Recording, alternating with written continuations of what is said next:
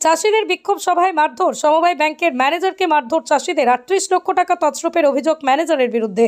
পূর্ব বর্ধমান জেলার কালনা 2 ব্লকের কুমোরপাড়ার অনকা কুমোরপাড়া সমবায় সমিতির 9 বছরের ধরেই ব্যাংক কোনো আউট করেনি। কৃষকদের বিমার টাকা, মিথ্যে লোনের অর্থ কেটে নেওয়ার অভিযোগ।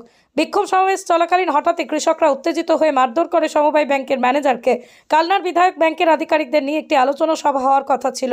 কেউ আধিকারিকরা না আসতে কৃষকরা সব ব্যাংকের সামনে বিক্ষোভ দেখাতে থাকে। হঠাৎই সমবায় ব্যাংকের ম্যানেজারের উপর চড়াও হয় উত্তেজিত কৃষকরা।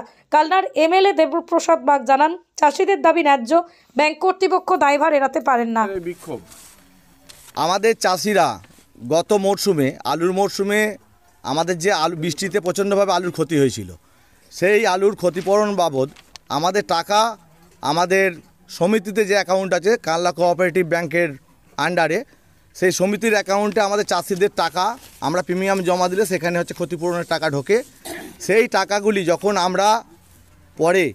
আমরা চাষ করার জন্য বিভিন্নভাবে যখন যাই টাকাগুলি তুলতে, সেখানে গিয়ে দেখি আমাদের টাকাগুলি কেটে নেওয়া হয়েছে, অন্যায়ভাবে কেটে নেওয়া হয়েছে। কীরকম? আমাদের নামে যাদের লোন নেই তাদের নামে লোন দেখিয়ে টাকাগুলো কেটে নেওয়া হয়েছে। কারো লোন কম ছিল, বেশি করে লোন দেখানো হয়েছে। উল্টে আমরা টাকা পাওয়ার জায়গায় এখন আমাদের অ্যাকাউন্টে দেখা যাচ্ছে অনেকের এক্সট্রা আবার লোন আমাদের ডিফল্টার হিসাবে দেখানো হচ্ছে।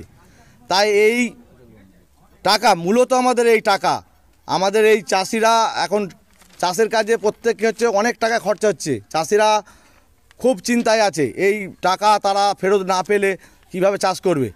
তাই এই টাকা ফেরতের দাবিতে আমরা মূলত এই কর্মসূচি আয়োজন করেছি। আমরা বিগত দিনেও অবস্থান কর্মসূচি করেছিলাম আমাদের সমিতির ম্যানেজারের বাড়িতে। আজকে আমরা সমবায়ের সামনে করেছি।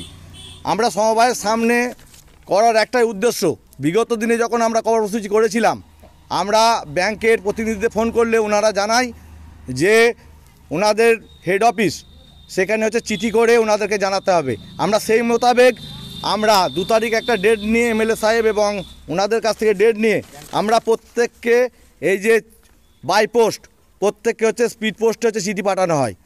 সিআই থেকে আরম্ভ করে সিইও কোঅপারেটিভ ব্যাংক বর্ধমান, আমাদের সমিতির ম্যানেজার, আমাদের আইসি সাহেব, আমরা 5 জায়গায় এবং আমাদের এমএলএ সাহেবকে চিঠিটা করি, প্রত্যেকের কাছেই চিঠি পৌঁছায়। কিন্তু আজকে এই আলোচনা সভায় তাদেরকে হাজির হওয়ার কথা ছিল।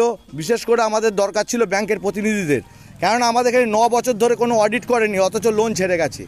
আজকে তারা দায়টা এড়িয়ে যাচ্ছে। তারা বলছে সমিতির ম্যানেজার চুরি করেছে। অবশ্যই করেছে, তাকে মদত দিয়েছে তো আপনার ব্যাংক।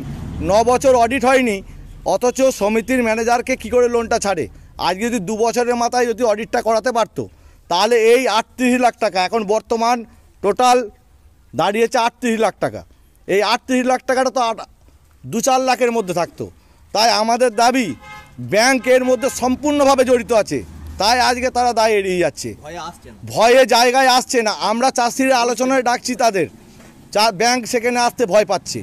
সিআই সাহেব পর্যন্ত আসেননি। সিআই সাহেব আমার ব্লকের পাশেই ব্লক, সিআই সাহেবকে পর্যন্ত চিঠি দেওয়া আছে। সিআই সাহেব চিঠি পাওয়ার পরেও সিআই সাহেব আসেননি। তাই আমরা চাইছি এই জায়গা থেকে আমরা আন্দোলন, এর পরে বিগত দিনে আমরা কালনা কোঅপারেটিভ ব্যাংক আমরা ঘেরাও কর্মসূচি করব। আমাদের যতক্ষণ না এই দাবি পূরণ হচ্ছে ততক্ষণ পর্যন্ত আমরা এই আন্দোলন আমরা চালিয়ে যাব।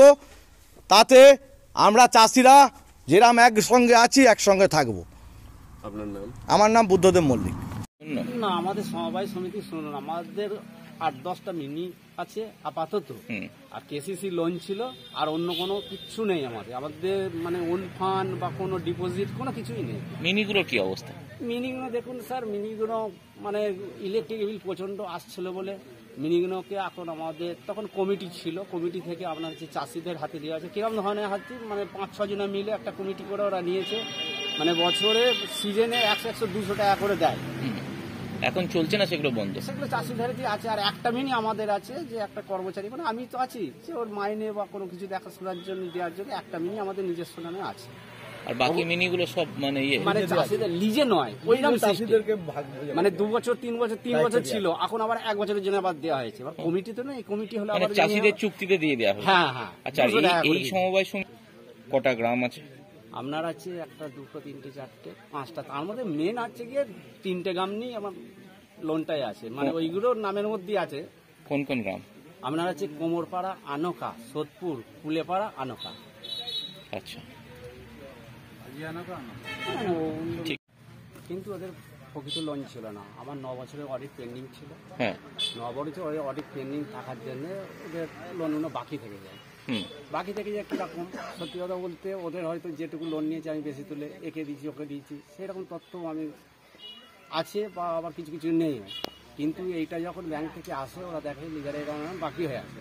কিন্তু বাকি হওয়া সত্ত্বেও ব্যাংকের সুপারভাইজার, কোঅর্ডিনেটর, সিআই, 2 অডিটর থেকে আপনার ওই টাকাটা বললেন যে এর নামে অ্যাডভান্স দেখাও এবং ওদের নামে রসিদে শোধ দেখতে দাও। রসিদ কেটে শোধ দেখানোর পর আপনার হচ্ছে টাকাটা কেটে নেয়।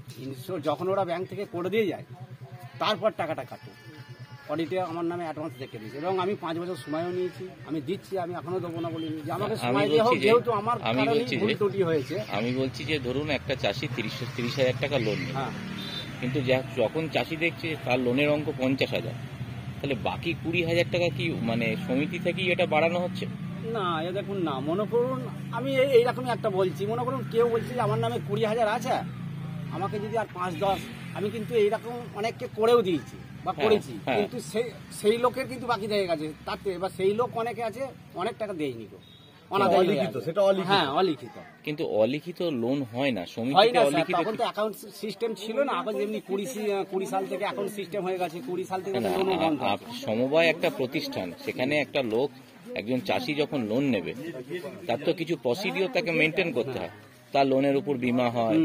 তা সেখানে যদি কাকে মৌখিক, সমবায় তো আর কারো বৈঠকখানা নয় যে আমার মনে হলো ভাবলে টাকা দিয়ে দিলাম, আর লেখাও আছে অনেক। আপনার উপর কত টাকা দায়ভার রয়েছে? আমার উপরে দেখুন, আমার 9 বছরের যেহেতু অডিট পেন্ডিং ছিল, আমার হচ্ছে যে মার্চ মাস পর্যন্ত মানে 22-23 পর্যন্ত অডিট হয়ে গেছে।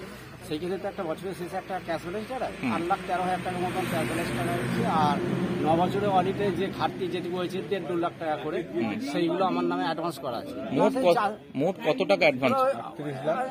অ্যাডভান্স হচ্ছে 23,40,192, আর চাষিদের যেটা আছে 7 লাখ টাকার মতন হবে, যে টোটাল টাকাটা 38,03,356 টাকা আমার নামে অ্যাডভান্স। চাষিদের টাকা সমিতিতে প্রায় 38 লক্ষ টাকা দুর্নীতি হয়েছে এবং তার জন্য কৃষকরা বিক্ষোভ দেখাচ্ছেন সমবায়, এই বিষয়ে আপনি কি বলবেন? যারা চাষিরা বিক্ষোভ দেখাচ্ছে তারা একদম সঠিক পদ্ধতিতেই বিক্ষোভ দেখাচ্ছেন, কারণ এই সমবায়ের যে টাকা আত্মসাৎ হয়েছে, ওখানকার যিনি ম্যানেজার আছেন তিনি টাকাগুলো আত্মসাৎ করেছেন এবং সেই টাকাগুলো কিভাবে ফেরত করা যায় আমরা হায়ার অথরিটির সঙ্গে যোগাযোগ করছি বা কথা বলছি, কারণ ব্যাংক তো দায়িত্ব এড়িয়ে যেতে পারে না। প্রচুর চাষি আছে যারা হচ্ছে যে ওখান থেকে লোন একটা সময় নিয়েছিল, লোন পরিশোধ করেছেন, অথচ ম্যানেজার কোন রকম হচ্ছে যে টাকা শোধ দেয়নি। তার দায়টা তো আর চাষিরা নেবেন না, তারা গরিব মানুষ, তাদের টাকা ফেরত দিতেই হবে। এবার কিভাবে টাকাটা ফেরত করা যাবে সেটা ব্যাংক, ওদের যে হায়ার অথরিটি আছে, যে ব্যাংক আছে, সেই ব্যাংক কর্তৃপক্ষ বুঝবে, আর টাকা তাদেরকে ফেরত দিতেই হবে।